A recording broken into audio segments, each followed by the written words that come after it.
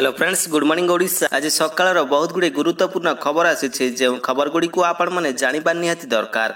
तेबे आसतु जाने कौन से गुरुत्वपूर्ण खबर गुड़िक।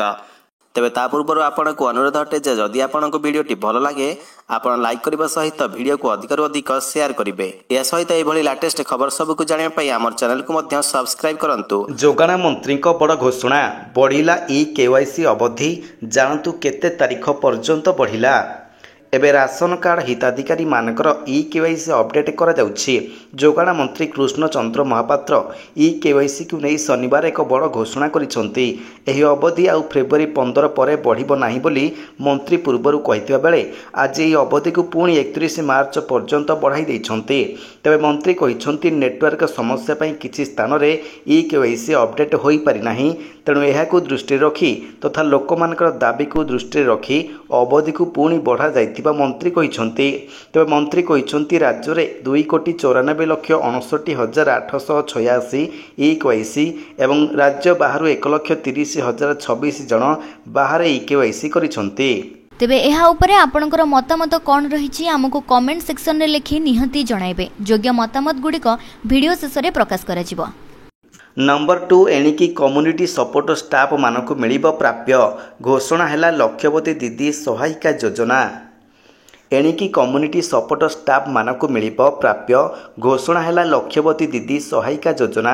आज मुख्यमंत्री मोहन माझी विधानसभा रे एई घोषणा करिसंती। विधानसभा रे मुख्यमंत्री जहा कहिसंती ताहा हैला जातीय ग्रामीण जीविका मिशन अधीन रे ओडिशा जीविका मिशन 2012 मसीहा एप्रिल 1 तारिख कार्यकारी हेउछि।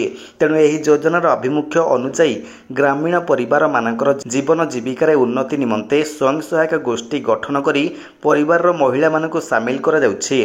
तेबे पुनर्बार एही स्वयं सहायक गोष्ठी मानकु विभिन्न सामाजिक तथा अर्थनैतिक सहायता प्रदान करिवा पई सेमानकु ग्राम और पंचायत स्तर रे संगठित करा जाउछि। तेबे कम्युनिटी सपोर्ट स्टाफ मानकर मध्यरे community resource person for community mobilisation बा CRPCM, मास्टर बुक कीपर बा MBK, बैंक मित्र और प्राणी मित्र अंतर्भुक्त अटंती। राज्य में मोट 62,341 जन कम्युनिटी सपोर्ट स्टाफ मानकु नियुक्त करा जाइथिला। तेबे ओडिशा जीविका मिशन पत्र संख्या 574 तारीख 25/2/2019 रे कम्युनिटी सपोर्ट स्टाफ मानकर पारिश्रमिक संबंधी निर्देशावली जारी करा जाइथिला।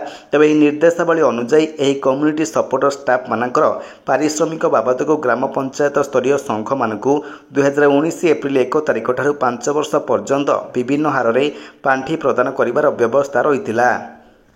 विशेष घोषणा आम चैनल रो रेगुलर अपडेट आ ब्रेकिंग न्यूज पाई आम व्हाट्सएप चैनल सहित जोड़ी हो जातु।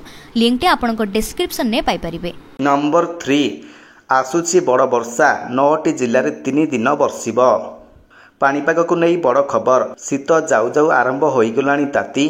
फेब्रुआरी मास आरंभ ही राज्यर विभिन्न सहर तापमात्रा वृद्धि पाइबार लगी। तेज विशेषकर पश्चिम ओडिशार एकाधिक जिले में ताती वृद्धि पाइलानी। एपरिक राजधानी भुवनेश्वर भी ताती एबेठारु डराइलानी। तेबे ओडिशार हेब वर्षा। खरादिन आरंभ सामान्य आश्वस्ति देव वर्षा। राज्यर विभिन्न स्थान में वर्षा हेबा नहीं पूर्वानुमान करिछि आंचलिक पाणीपाग विभाग। कमिब ताती बदलिब पाग। पाणीपाग को नहीं बड़ अपडेट देछि पाणीपाग विभाग। आसंता फेब्रुआरी 19 तारिख रु 21 तारिख पर्यंत वर्षा हेबा नहीं आकलन करा जाउछि। तेबे उपकूल ओडिशा सांगक उत्तर ओडिशा रे भी हालुका वर्षा हेबा नहीं पाणीपाग विभाग आकलन करिछि।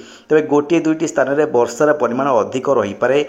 मयूरभंज, केन्दुझर, बालेश्वर, भद्रक, ढेंकानाल, जाजपुर, केन्द्रापड़ा, कटक और जगतसिंहपुर जिले में वर्षा हेबा नहीं आकलन करिछि पाणीपाग विभाग। नंबर 4 आसुछि कि महाविपत्ति। भांगीगला श्रीमंदिर रे पतितपावन बाना को धारण करुथिबा अक्षय दंड। श्रीमंदिर नीलचक्र रे ध्वजा परिवर्तन बेले घटी अभावनीय घटना। पतितपावन बाना बंधा जाउथिबा बाउंश भांगी जाइछि। एहाकु नै भक्त मानकर मध्यरे नाना प्रकार चर्चा आलोचना हेउछि। केही केही एहाकु अशुभ संकेत कहउथिबा बेले आउ कहीं राष्ट्र ପାଇଁ विपदर सूचक बोली आलोचना करुछन्ते। तेबे बाउंश भांगिबा कौनसी प्रकार अघटन किंबा अशुभ संकेत नुहे बोली मत देइछन्ति चुनरा सेवक एवं श्री जगन्नाथ संस्कृति गवेषक। नीलचक्र रे उड़ुथिबा ध्वजा को पतितपावन बाना कहा जाए। ପ୍ରତିଦିନ ଅପରାହ୍ନରେ ଏହି ବାନା ପରିବର୍ତ୍ତନ ହୋଇଥାଏ, ଅର୍ଥାତ୍ ପୂର୍ବ ବାନା ଓଲାଗି ହୋଇ ନୂତନ ଧ୍ୱଜା ଉଡ଼ାଯାଏ। ଚୁନରା ସେବକ ଏହି ବାନା ବାନ୍ଧିଥାନ୍ତି। ନୀଳଚକ୍ର ସଂଲଗ୍ନ ବାଉଁଶର ଅଗ୍ରଭାଗରେ ଏବେ 14 ହାତିଆ ବାନା ବନ୍ଧା ଯାଉଛି। ତେବେ ଶୁକ୍ରବାର ଅପରାହ୍ନରେ ବାନା ବନ୍ଧାଯିବା ପରେ ହଠାତ୍ ସେହି ବାଉଁଶ ବା ଧ୍ୱଜ ଦଣ୍ଡ ଭାଙ୍ଗି ଯାଇଥିଲା। ତେବେ ସେଠାରେ ରହିଥିବା ଚୁନରା ସେବକ ବାଉଁଶର ଭଙ୍ଗା ଅଂଶକୁ ବାଦ ଦେଇ ବଳକା ଅଂଶରେ ବାନା ବାନ୍ଧିଛନ୍ତି। କିନ୍ତୁ ଏହାଦ୍ୱାରା ମହାପ୍ରଭୁଙ୍କ ନୀତିକାନ୍ତିରେ କୌଣସି ପ୍ରଭାବ ପଡ଼ିବ ନାହିଁ ବୋଲି କହିଛନ୍ତି ଚୁନରା ସେବକ ଡକ୍ଟର ଶରତ ଚନ୍ଦ୍ର ମହାନ୍ତି। ନମ୍ବର 5 ସ୍ୱୟଂ ସହାୟକ ଗୋଷ୍ଠୀର ଆର୍ଥିକ ଅଭିବୃଦ୍ଧି ପାଇଁ କାର୍ଯ୍ୟକାରୀ ହେଲା ଲକ୍ଷପତି ଦିଦି ସହାୟିକା ଯୋଜନା। ରାଜ୍ୟରେ ସ୍ୱୟଂ ସହାୟକ ଗୋଷ୍ଠୀର ମହିଳାମାନଙ୍କର ଆର୍ଥିକ ଅଭିବୃଦ୍ଧି କରାଇବା ଲକ୍ଷ୍ୟ ନେଇ ଲକ୍ଷପତି ଦିଦି ଯୋଜନା କାର୍ଯ୍ୟକାରୀ ହୋଇଛି।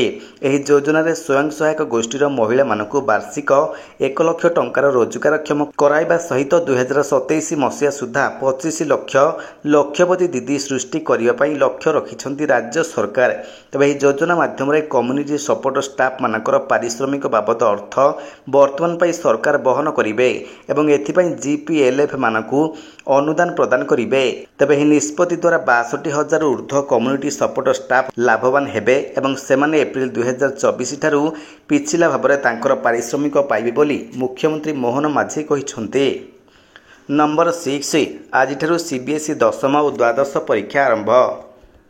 କେନ୍ଦ୍ରୀୟ ମାଧ୍ୟମିକ ଶିକ୍ଷା ପରିଷଦ ବା CBSE ଦ୍ୱାରା ପରିଚାଳିତ ବିଦ୍ୟାଳୟର ଦଶମ ଓ ଦ୍ୱାଦଶ ଶ୍ରେଣୀ ଥିଓରି ପରୀକ୍ଷା ଶନିବାର ବା ଫେବୃଆରୀ 15 ତାରିଖରୁ ଆରମ୍ଭ ହେବ। ଉଭୟ ଶ୍ରେଣୀର ପରୀକ୍ଷା ପ୍ରତିଦିନ ପୂର୍ବାହ୍ନ 10:30 ରହିଛି। ଦଶମ ଶ୍ରେଣୀ ପରୀକ୍ଷା ମାର୍ଚ୍ଚ 18 ତାରିଖ ପର୍ଯ୍ୟନ୍ତ ଚାଲିବାକୁ ରହିଥିବା ବେଳେ ଦ୍ୱାଦଶ ଶ୍ରେଣୀ ପରୀକ୍ଷା ଏପ୍ରିଲ 4 ତାରିଖ ପର୍ଯ୍ୟନ୍ତ ଚାଲିବ। ତେବେ ଦଶମ ଶ୍ରେଣୀର ପ୍ରଥମ ଦିନ ଇଂରାଜୀ ପରୀକ୍ଷା ରହିଛି। ଫେବୃଆରୀ 20ରେ ବିଜ୍ଞାନ, 25ରେ ସୋସିଆଲ ସାଇନ୍ସ, ମାର୍ଚ୍ଚ 10ରେ ଗଣିତ, 13ରେ ହୋମ୍ ସାଇନ୍ସ, 18ରେ IT ବା କମ୍ପ୍ୟୁଟର ଆପ୍ଲିକେସନ ପରି ପ୍ରମୁଖ ବିଷୟର ପରୀକ୍ଷାଗୁଡ଼ିକ ଅନୁଷ୍ଠିତ ହେବ। ତେବେ ଦ୍ୱାଦଶ ଶ୍ରେଣୀ ପରୀକ୍ଷାରେ ପ୍ରଥମ ଦିନ ଏଣ୍ଟରପ୍ରିନ୍ୟୁରସିପ୍ ବିଷୟ ପରୀକ୍ଷା ରହିଛି। ନମ୍ବର 7 ଏଣିକି ବିନା ପଞ୍ଜୀକରଣରେ ଖୋଲି ପାରିବେ ନାହିଁ ଘରୋଇ ହଷ୍ଟେଲ। ବେଆଇନ ହଷ୍ଟେଲ ଚାଲିଥିଲେ ହେବ ଦୃଢ଼ କାର୍ଯ୍ୟାନୁଷ୍ଠାନ। ଆଉ ମନ ଇଚ୍ଛା ଖୋଲି ପାରିବେ ନାହିଁ ଘରୋଇ ହଷ୍ଟେଲ। ହଷ୍ଟେଲ ଖୋଲିବା ପୂର୍ବରୁ ପଞ୍ଜୀକରଣ କରିବାକୁ ପଡ଼ିବ। ଯେଉଁଠି ହଷ୍ଟେଲ ରହିଛି ସେମାନେ ବି ପଞ୍ଜୀକରଣ କରିବେ।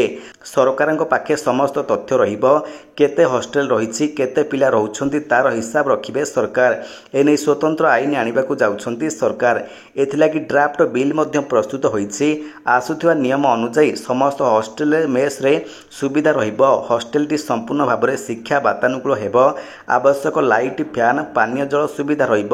ପର୍ଯ୍ୟାପ୍ତ ମାତ୍ରାରେ ଶୌଚାଳୟ ରହିବ। ପ୍ରତିଦିନ ପିଲାମାନଙ୍କ ରୁମ୍କୁ ସଫାଇ କରାଯିବ। ଏଥିଲାଗି କର୍ମଚାରୀମାନଙ୍କୁ ନିୟୋଜିତ କରିବେ ମାଲିକ। ପ୍ରାଥମିକ ଚିକିତ୍ସା ସୁବିଧା ରହିବ। ସମସ୍ତ ରୁମ୍ରେ ପ୍ରାଥମିକ ଚିକିତ୍ସା ବାକ୍ସ ରଖାଯିବା ବାଧ୍ୟତାମୂଳକ ହେବ। ଭିନ୍ନକ୍ଷମ ପିଲାମାନଙ୍କର ପାଇଁ ର୍ୟାମ୍ପ ବ୍ୟବସ୍ଥା ହେବ। ସୁରକ୍ଷା ବ୍ୟବସ୍ଥାକୁ ଗୁରୁତ୍ୱ ଦିଆଯିବ। ଅଗ୍ନି ପ୍ରତିରୋଧ ପାଇଁ ବିଭିନ୍ନ ସ୍ଥାନରେ ଅଗ୍ନି ନିର୍ବାପକ ଯନ୍ତ୍ରକୁ ମଧ୍ୟ ସ୍ଥାପନ କରାଯିବ। ନମ୍ବର 8 ମହାକୁମ୍ଭ ପାଇଁ ଭରିଗଲା ଯୋଗୀ ସରକାରଙ୍କ ରାଜସ୍ୱ। ଅର୍ଥ ରାଶିକୁ ନେଇ ଏମିତି କହିଲେ ମୁଖ୍ୟମନ୍ତ୍ରୀ। ଉତ୍ତରପ୍ରଦେଶର ପ୍ରୟାଗରାଜରେ ଚାଲିଛି ମହାକୁମ୍ଭ ମେଳା। ଏହି ମେଳାରେ ପ୍ରାୟ ଲକ୍ଷ ଲକ୍ଷ ସାଧୁ ସନ୍ଥଙ୍କର ସମାଗମ ଦେଖିବାକୁ ମିଳିଛି। ତେବେ ସେହି ସମାଗମରେ ମଧ୍ୟ କୋଟି କୋଟି ଶ୍ରଦ୍ଧାଳୁ ଏକାଠି ହୋଇ ବୁଡ଼ ପକାଇଛନ୍ତି। ପ୍ରଥମ ଦିନରେ ତ୍ରିବେଣୀ ସଙ୍ଗମରେ ପ୍ରାୟ 50 ଲକ୍ଷ ଲୋକ ବୁଡ଼ ପକାଇଥିବା ସୂଚନା ରହିଥିଲା। ତେବେ ଏହାରି ଭିତରେ ଏକ ଖୁସିର ଖବର ଉତ୍ତରପ୍ରଦେଶର ମୁଖ୍ୟମନ୍ତ୍ରୀ ସୂଚନା ଦେଇଛନ୍ତି। ମହାକୁମ୍ଭରୁ ମିଳିଥିବା ଅର୍ଥ ରାଶିକୁ ନେଇ ଉତ୍ତରପ୍ରଦେଶ ସରକାର ମାଲାମାଲ ହୋଇଛନ୍ତି। ଏହାଦ୍ୱାରା ଉତ୍ତରପ୍ରଦେଶର ରାଜସ୍ୱ ମଧ୍ୟ ବଢ଼ିଛି। 1.5 ମାସ ଧରି ଚାଲିବାକୁ ରହିଥିବା ଏହି ମହାକୁମ୍ଭରେ ମୋକ୍ଷର ସନ୍ଧାନ ଲାଗି ପ୍ରାୟ 50ରୁ 55 କୋଟି ଶ୍ରଦ୍ଧାଳୁ ସାମିଲ ହେଲେଣି। ତେଣୁ ଏଥିଲାଗି ଉତ୍ତରପ୍ରଦେଶ ସରକାରଙ୍କ ଦ୍ୱାରା ଭବ୍ୟ ଆୟୋଜନ ମଧ୍ୟ କରାଯାଇଥିଲା। ଏହି ଆୟୋଜନ ପରେ ଏହାକୁ ନେଇ ଉତ୍ତରପ୍ରଦେଶର ମୁଖ୍ୟମନ୍ତ୍ରୀ କହିଛନ୍ତି, ଏହି କୁମ୍ଭମେଳାରେ ସାଧୁସନ୍ଥମାନଙ୍କର ଏକାଠି ହେବା କିଛି କମ୍ କଥା ନୁହେଁ ମୋ ପାଇଁ ଏବଂ ସେହି କାମ ସୁରୁଖୁରୁରେ ହେବା ମୋ ପାଇଁ ଛୋଟ କଥା ନୁହେଁ। ଏହି ବ୍ୟବସ୍ଥା ଦ୍ୱାରା ଉତ୍ତରପ୍ରଦେଶର ସ୍ଥିତି ସୁଧୁରିଛି, ଯାହାଦ୍ୱାରା 3 କୋଟି ଲାଭ ହୋଇଛି। ସେଥିରେ ପ୍ରାୟ 15,000 କୋଟି ଖର୍ଚ୍ଚ ହୋଇଥିଲା। ପୂର୍ବ ସୂଚନା ଅନୁଯାୟୀ ତ୍ରିବେଣୀ ସଙ୍ଗମ ମହାକୁମ୍ଭ ଧାର୍ମିକ ସହିତ ଆର୍ଥିକ ଦୃଷ୍ଟିକୋଣରୁ ବେଶ୍ ଗୁରୁତ୍ୱପୂର୍ଣ୍ଣ। ତେବେ ତତ୍କାଳୀନ ସରକାରଙ୍କୁ ଏଥିରୁ 49,840 ଟଙ୍କାର ଟିକସ ମିଳିଥିଲା। 1894ରେ ଏହି ବଜେଟ୍ ପ୍ରାୟ 3 ଗୁଣ ପାର କରାଯାଇଥିଲା। ନମ୍ବର 9 ଏହି ଦିନଠାରୁ ଲାଗୁ ହେବ ଫାସ୍ଟ୍ୟାଗ୍ର ନୂଆ ନିୟମ। ଆଜିର ସମୟରେ ଅଧିକାଂଶ ଲୋକମାନଙ୍କର ଗାଡ଼ିରେ ଫାସ୍ଟ୍ୟାଗ୍ ଲାଗିଛି। ତେବେ ଆପଣଙ୍କୁ ବର୍ତ୍ତମାନ national payment corporation of India ପକ୍ଷରୁ ନୂଆ ଫାସ୍ଟ୍ୟାଗ୍ ବାଲାନ୍ସ ଭ୍ୟାଲିଡେସନ ନିୟମ ବିଷୟରେ ଜାଣିବା ଜରୁରୀ। ଏହି ନୂଆ ନିୟମ 17 ଫେବୃଆରୀ 2025ରୁ ଲାଗୁ ହେବାକୁ ଯାଉଛି। ଆପଣଙ୍କର ଫାସ୍ଟ୍ୟାଗ୍ର ଅଧିକ ଚାର୍ଜ କଟୁ ଏହା ପୂର୍ବରୁ ଆପଣ ମଧ୍ୟ ନୂଆ ନିୟମ ବିଷୟରେ ଜାଣି ରଖିବା ଜରୁରୀ। ଯେତେବେଳେ ଆପଣ ହାଇୱେ ଉପରେ ଯାଆନ୍ତି ଆଉ ଗୋଟିଏ ରାଜ୍ୟରୁ ଅନ୍ୟ ରାଜ୍ୟ କିମ୍ବା ଗୋଟିଏ ଜିଲ୍ଲାରୁ ଆଉ ଗୋଟିଏ ଜିଲ୍ଲାକୁ ଯାତ୍ରା କରିଥାଉ ସେତେବେଳେ ଆମକୁ କିଛି ରୋଡ୍ ଟ୍ୟାକ୍ସ ଦେବାକୁ ପଡ଼ିଥାଏ। କିନ୍ତୁ ବର୍ତ୍ତମାନ 17 ଫେବୃଆରୀ ଦିନ ଫାସ୍ଟ୍ୟାଗ୍ ବାଲାନ୍ସ ଭ୍ୟାଲିଡେସନ ନିୟମ ଲାଗୁ ହେବା ପରେ ଆପଣଙ୍କର ପକେଟ୍ ଉପରେ ଏହାର ପ୍ରଭାବ ପଡ଼ିବ।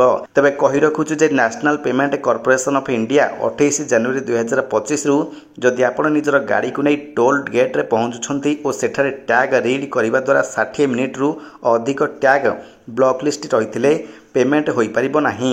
କେବଳ ଏତିକି ନୁହେଁ, ଯଦି ଟ୍ୟାଗ୍ ରିଡ୍ କରିବା ପାଇଁ ପାଖାପାଖି 10 ମିନିଟ୍ ପୂର୍ବରୁ ବ୍ଲକ୍ ଲିଷ୍ଟ ରହିଥାଏ ତେବେ ମଧ୍ୟ ପେମେଣ୍ଟ ହୋଇପାରିବ ନାହିଁ। ତେବେ ନୂଆ ନିୟମ ଅନୁସାରେ ୟୁଜର୍ସମାନଙ୍କୁ ନିଜର ଫାସ୍ଟ୍ୟାଗ୍ ଷ୍ଟାଟସରେ ସୁଧାର ପାଇଁ 70 ମିନିଟ୍ର ବିଣ୍ଡ ମିଳିବ। ନମ୍ବର 10 କଂଗ୍ରେସକୁ ଫେରିଲେ ବରିଷ୍ଠ ନେତା ସୁରେଶ ରାଉତରାୟ। କଂଗ୍ରେସ ଭବନରେ ପହଞ୍ଚିବା ପରେ କାନ୍ଦି ପକାଇଲେ ସୁର। କଂଗ୍ରେସକୁ ଫେରିଲେ ସୁର ରାଉତରାୟ। ଦଳକୁ ଫେରି ଭାବ ବିହ୍ୱଳ ହୋଇପଡ଼ିଥିଲେ। ନିଜର ପ୍ରତିକ୍ରିୟା ରଖିଲା ବେଳେ କାନ୍ଦି ପକାଇଥିଲେ। 9 ମାସ ପରେ ଦଳକୁ ଫେରିଛନ୍ତି ସୁର। ଦଳକୁ ଫେରିବା ପରେ ରାହୁଲ ଗାନ୍ଧୀ ଓ ଭକ୍ତ ଦାସଙ୍କୁ ଧନ୍ୟବାଦ ଜଣାଇଛନ୍ତି। ସୁର ରାଉତରାୟ କହିଛନ୍ତି, ଘରକୁ ଫେରିଛି, ବହୁତ ଖୁସି ଲାଗୁଛି। ମୋତେ ଅନ୍ୟାୟରେ କାଢ଼ି ଦିଆଯାଇଥିଲା। କଂଗ୍ରେସ ଭବନ ମୋର ମନ୍ଦିର। ଏଠି ନେହେରୁଙ୍କୁ ମୁଁ ପୂଜା କରୁଥିଲି। ସେ ଆହୁରି ମଧ୍ୟ କହିଛନ୍ତି, କଂଗ୍ରେସକୁ ଆମେ ଏକାଠି କରିବା।